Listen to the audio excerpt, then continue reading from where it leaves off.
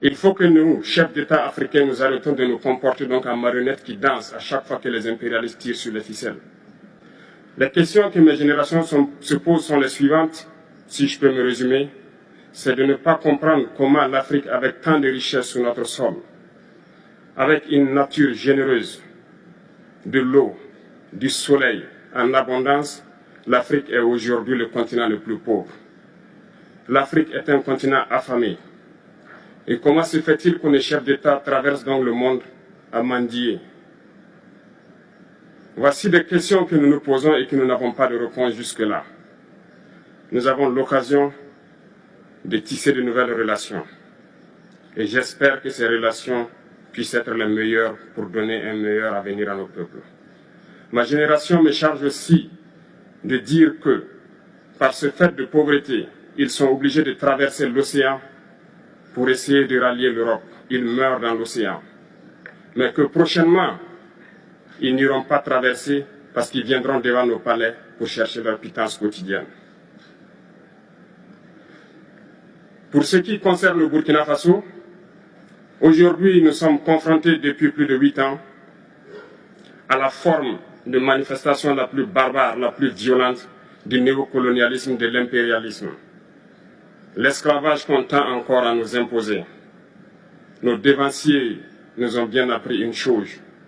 L'esclave qui n'est pas capable d'assumer sa révolte ne mérite pas que l'on s'apitoie sur son sort.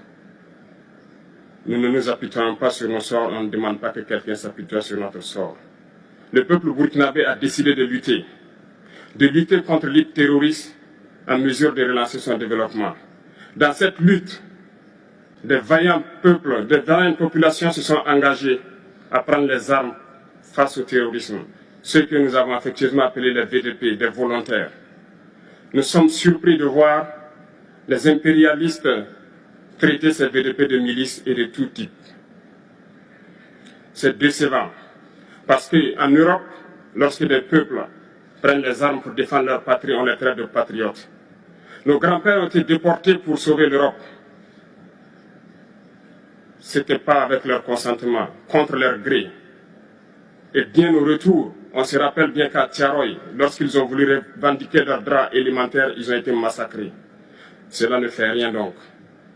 Lorsque nous, peuple, nous nous décidons de nous défendre, on nous traite de milices. Mais là n'est pas le problème. Ce qui est le problème, c'est de voir des chefs d'État africains qui n'apportent rien à ces peuples qui se battent, mais qui chantent la même chose que les impérialistes en nous traitant de milices, en nous traitant donc d'hommes qui ne respectent pas les droits de l'homme. De quels droits de l'homme parle-t-on? Nous nous offusquons contre cela et c'est honteux. Il faut que nous, chefs d'État africains, nous arrêtons de nous comporter donc en marionnettes qui dansent à chaque fois que les impérialistes tirent sur les ficelles. Hier, le président Vladimir Poutine a annoncé donc l'envoi de céréales en Afrique. Nous sommes bien contents. Nous lui disons merci pour cela.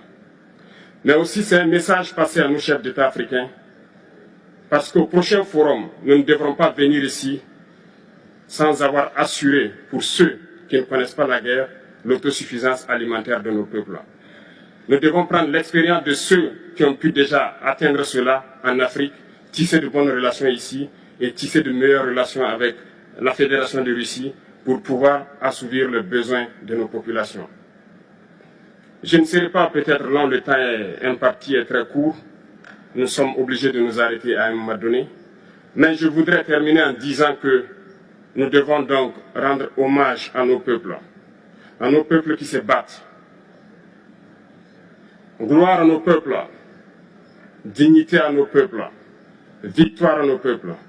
La patrie ou la mort, nous vaincrons. Merci, camarades.